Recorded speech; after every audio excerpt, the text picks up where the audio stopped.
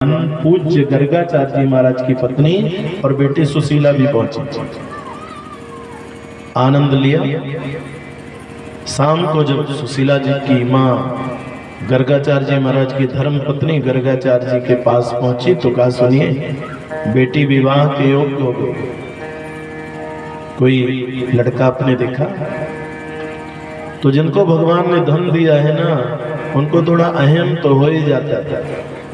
अरे पैसे की तो कोई कमी नहीं है, इस वर्ष के विश्राम होते होते, ये वर्ष खत्म होते होते कहीं कहीं संबंध निश्चित कर लो।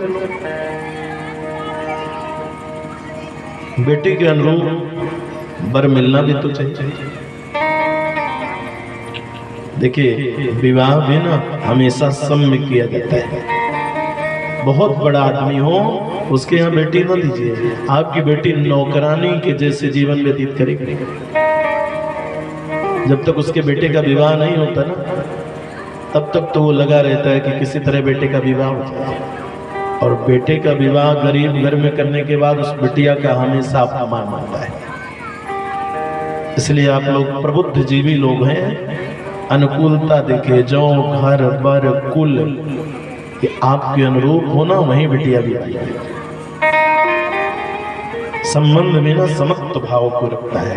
इसलिए समकक्ष में जब जाएंगे आपका सम्मान भी मिलेगा। और इतना ही नहीं, आपकी बेटी के साथ साथ आप भी उस दरवाजे में कहीं जाएंगे ना, समधी वाला सम्मान नहीं मिलेगा। क्योंकि उनके पास 4 पहिया की महंगी कारें हैं और आपके पास मोटरसाइकिल, तो वो समझ तो नहीं बन पाएगा। गर्गाचार्य जी महाराज ने कहा, बेटी के अनुरूप कोई वर भी तो मिले। बस इतनी बात हुई कि पत्नी ने छेड़ दिया, सौदास महाराज का जो बेटा है सुदामा। गर्गाचार्य जी महाराज कहते हैं, सुने हैं हाँ विद्वान, लोगों ने कई बार चर्चाएं की, तो फिर क्या बात है, बेटी का विवाह कर दिया। और तो सब ठीक है, लेकिन अभी घर कहाँ है? धर्मपत्नी ने कहा कि अगर लड़का लायक है तो कोठी तो बना ही दे, और लायक नहीं है तो कोठी को बेच भी देगी। गर्गाचार्य जी महाराज ने देखा कि बेटी और पत्नी दोनों की सहमति है, तो उन्होंने कहा कि देखो भाई, जो दामाद होता है ना, ससुर से बुद्धिमान होना चाहिए। तो हम तो पहले शास्त्रार्थ करेंगे। गर्गाचार्य जी महाराज की पत्नी को ये बात अच्छी लगी कि नहीं, सही बात है। गर्गाचार्य जी ने कहा शास्त्रार्थ करेंगे, शास्त्रार्थ में वो हमें पराजित कर देंगे तो बेटी का पाणी ग्रहण कर देंगे। गर्गाचार्य जी महाराज का और सुदामा जी का शास्त्रार्थ 28 दिन तक चलता रहा। 28वें दिन ना गर्गाचार्य जी महाराज पराजित हो गए। जब पराजित हो गए तो कोई मार्ग नहीं, अब तो बेटी का विवाह करना ही है। तो सोचा इतना दहेज दे दूंगा, इतना दहेज दे दूंगा, वो घर भी धन और संपत्ति से भर जाएगा।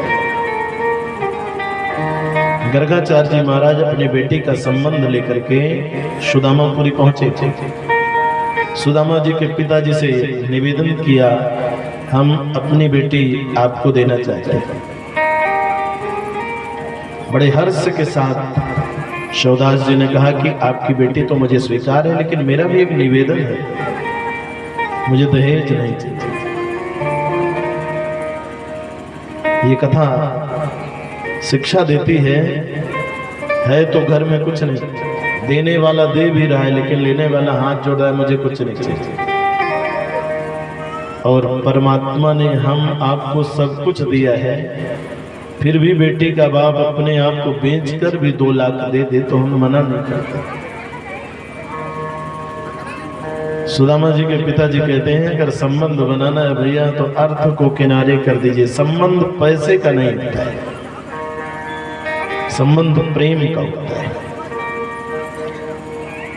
पैसे से घर बनता है, लेकिन घर बसता किससे है? प्रेम से बसता है, वो पैसों से नहीं बसता।